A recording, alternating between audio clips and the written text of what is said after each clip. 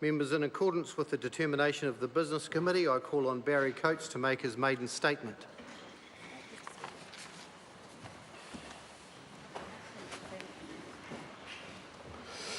Barry Coates. E te mangai o te whare, tēnā koe. E na mana, e na reo, rā rangitirama, tēnā koutou katoa.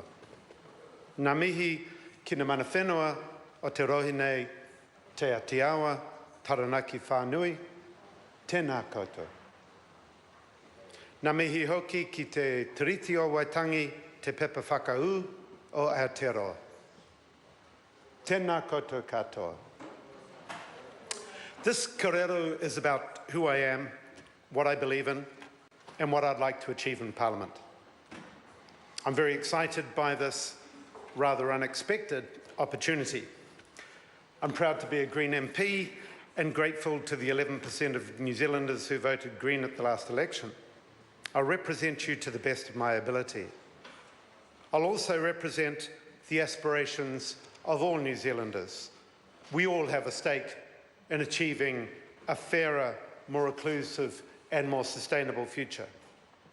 I'd like to pay tribute to Kevin Haig, who I'm replacing the Solist MP. Kevin brought intellect and dignity to this House. I'm looking forward to working with my capable Green Party colleagues and especially our co-leaders Materia Ture and James Shaw. Yesterday, when I was being sworn in and I pledged allegiance to Her Majesty, Materia asked me if I meant her. Yes, Materia, I will honour and obey you.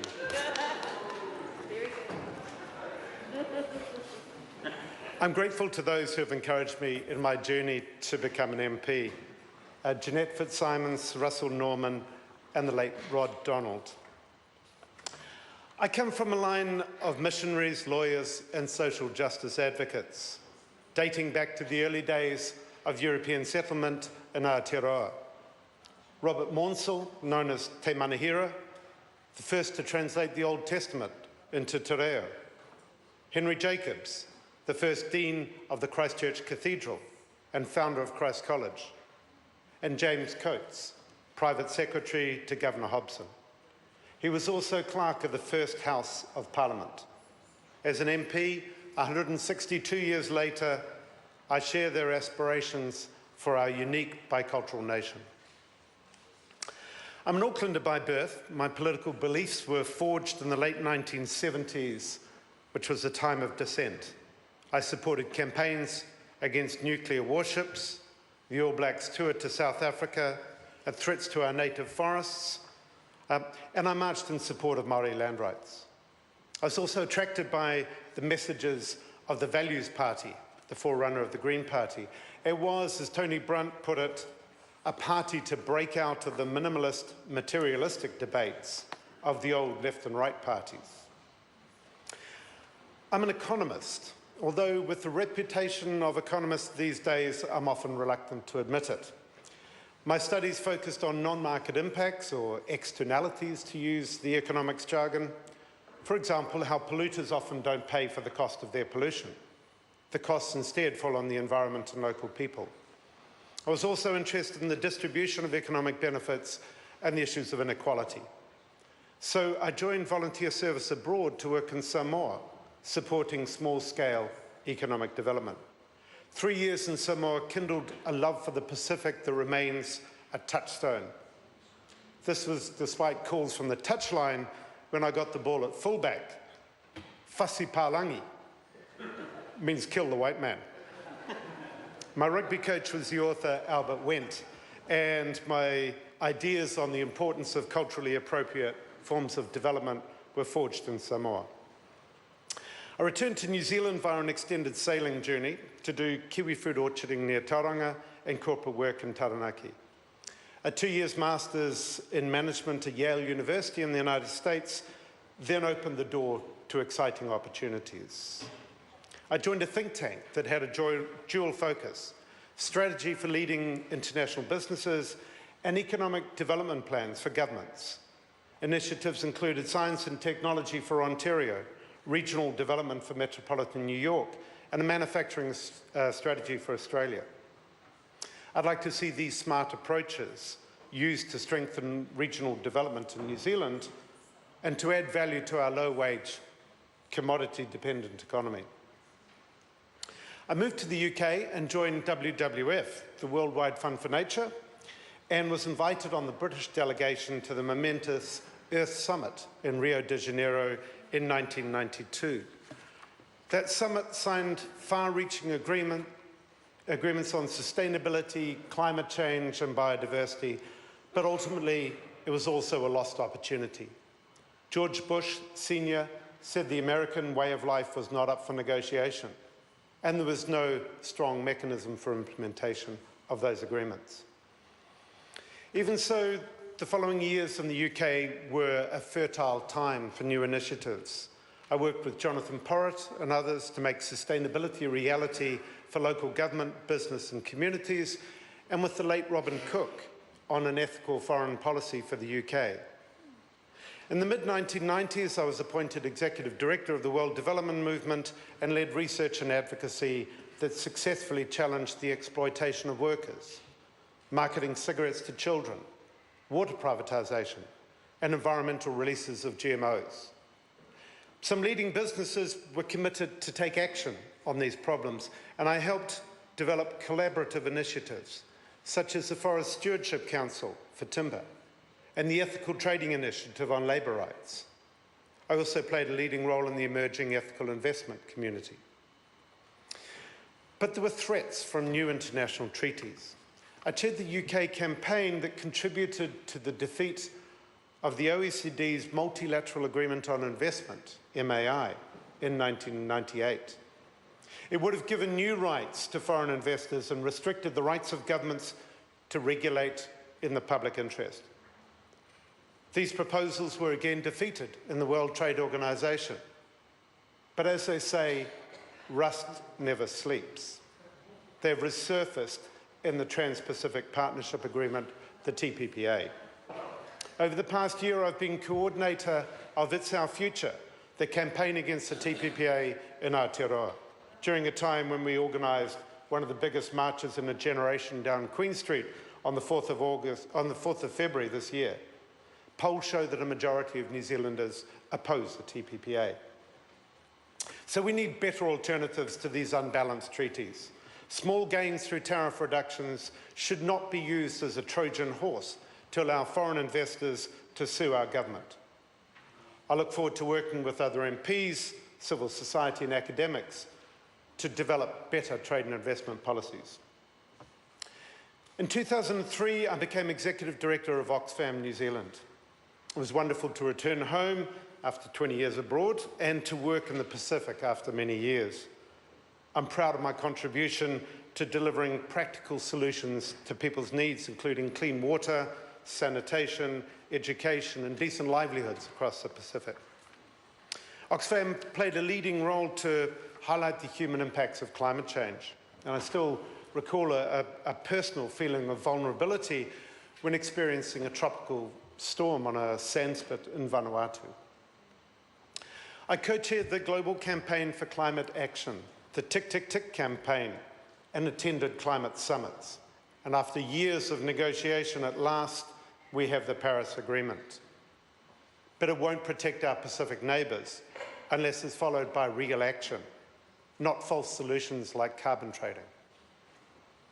As CEO of Oxfam, I joined with Trade Aid and the newly formed Fair Trade Association to mainstream fair trade, resulting in New Zealand becoming the fastest growing market in the world. Our consumer power can transform the lives of impoverished farmers. We can also act politically. A decade ago, Nelson Mandela launched the campaign to combat global poverty. I chaired the Make Poverty History Aotearoa campaign with the message that poverty is not inevitable. I've seen people in deep poverty claiming their rights and building better lives, and the settlements of Soweto, Dalit villages in Bihar State, and Muslim minorities in Gansu province. More people need these opportunities. It's a travesty that around 800 million people live in extreme poverty in the 21st century. And I commend the work of New Zealand NGOs and agencies in humanitarian crises. I've seen dedicated, capable people working in near impossible situations, like providing food, water and shelter to 460,000 people in the Dadaab refugee camp in Kenya. In 2014, I stepped down from Oxfam to stand for the Green Party. Our campaign in Mount Roskill significantly increased the Green Party vote, thanks to the people of that diverse and vibrant electorate.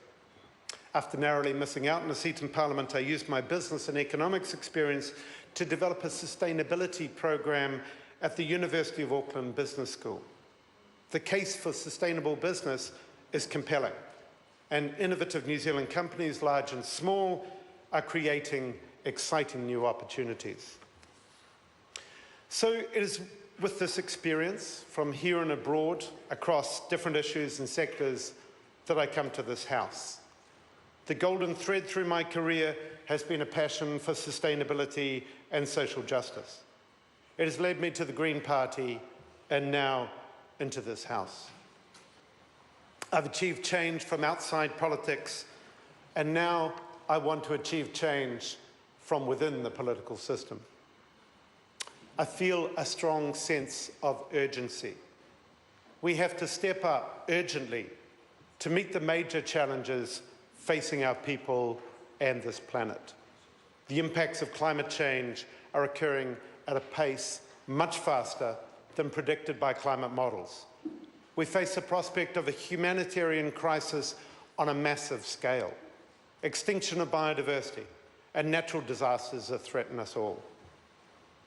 And inequality has risen to unprecedented levels. The rich are getting even richer while a growing precariat struggle with low incomes and high housing costs. People are feeling alienated from politics and from the power structures that they see as unaccountable. So what about us in New Zealand? Our government has been tinkering at the edges, doing just enough to paper over the emerging crises, desperately trying to maintain the illusion that everything is fine.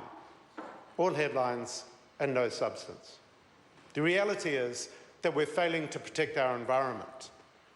Like most New Zealanders, I'm passionate about our rich environmental heritage. It's the envy of the world. Rivers rich in biodiversity, forests rich in biodiversity, soaring mountains, fast-flowing rivers, sandy beaches, and diverse marine life. But we are squandering this inheritance, allowing irreversible damage in the name of economic growth at all costs. Our rivers are a disgrace, we're losing species at a rapid rate, and greenhouse gas emissions have continued to rise. As kaitiaki of our natural world, we are failing. We're also leaving too many people behind. I was brought up to be proud of our egalitarian values and our role in pioneering progressive policies on gender equality, education and healthcare. But I was shocked when returning to New Zealand after 2 decades abroad to find a divided society with high levels of inequality and serious deprivation. We're failing a generation of children. To pretend that we cannot measure the extent of their deprivation is no excuse. And we're failing to build an economy that delivers a decent standard of living for all New Zealanders. We have remained in a speculative, resource-exploiting bubble for too long. A fallacy has taken hold that economic growth is all the same, and so our system has lavishly rewarded the financiers, the traders, the unscrupulous, and those who are wealthy. Failing our environment, failing our children, and failing to build a stronger economy. We can and must do better. We could be living in towns and cities that have real transport options, frequent trains, light rail and buses, not just more and more congested roads. As a cyclist, I've seen the huge increase in the number of people on bikes when there are safe cycleways. We could be providing affordable housing, not a patchwork response, as part of a government commitment to ensure warm, dry and affordable homes for all. We could be able to swim in our rivers and provide proper protection for our wild places. With the right choices, we can enjoy a better environment, a better quality of life, and a smart economy. Win, win, win. We could be coming together around a goal to end poverty and deprivation. This is a target that New Zealand has already signed up to as part of the UN Sustainable Development Goals. We need to make it a reality in New Zealand. An immediate priority is investment in primary health care and low decile schools to end the social divide that results in poor health and poor educational outcomes, particularly for Māori and Pacifica children. We need decent work that pays a living wage and support for community-driven initiatives that empower people and enable them to live productive lives. And we need to build on the successful model of universal benefits for the elderly to provide proper social protection for all in society. These changes are possible. It's in all of our interests to end poverty, reduce inequality, and give our children a decent start in life. Win, win, win. Underlying these changes must be a smart and modern economy. Economics for sustainability starts with getting the prices right, taxing what we don't want, like pollution, property speculation, and finite resource use, rather than things we want more of, like productive work. It means support for the non-market benefits like arts and culture, conservation, and caring for others. It means strengthening small businesses that are the foundation of our economy and ensuring that their competitors, the multinationals, compete fairly and actually pay taxes. And economic sustainability also means adding value to our commodity production. Food is core business for New Zealand. We can build a high-value food sector on the foundations of GM-free agriculture, regulation of hormones, pesticides and antibiotics, strong animal welfare and credible organic standards. Restoring our clean green reputation can give our exporters a vital edge, attract tourists and investors, and make us all proud to be New Zealanders. Sustainable economics, win, win, win. Achieving these solutions needs a fundamental change in government policy, but it also needs better politics. I will take every opportunity to support changes to make this House more open, more accountable, and more effective in serving the people of New Zealand. We need to restore people's trust in this Parliament and its institutions. So my message to all of you in this House is that I come to work with you, collaboratively where that is possible, for the good of our country. I'm here to contribute to making positive change, not to play politics. I will speak out strongly, but with the aim of developing better solutions. And our focus must be on actions, not just words. As the suffragette Emmeline Pankhurst said, the world will little note or long remember what we say here, but can never forget what we did here. So this is my kōrero. This is who I am, what I've done, my skills I bring, and the values I hold. These values will be my guide as I represent the people of New Zealand in this House. Thank you to my family members and friends who are here with me today, and especially to my wonderful wife, Roz, and my beautiful daughters, May and Frances. I just wish my parents had lived to be here today. To all those watching or reading this speech, please give me feedback as I work to turn these goals into practical policies. Hold me to account as your representative, but also help me on this journey. Change will come when people no longer accept the world as it is and see the possibilities for a better future. I'm here to help achieve the political changes that will take us forward together as a more sustainable, just and inclusive nation.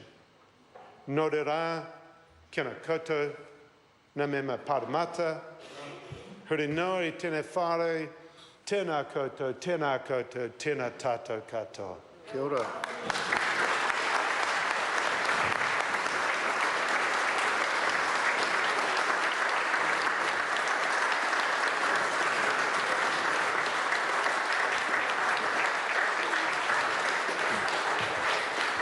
Members, the House is suspended for the dinner break. The House will resume in committee at 7:30.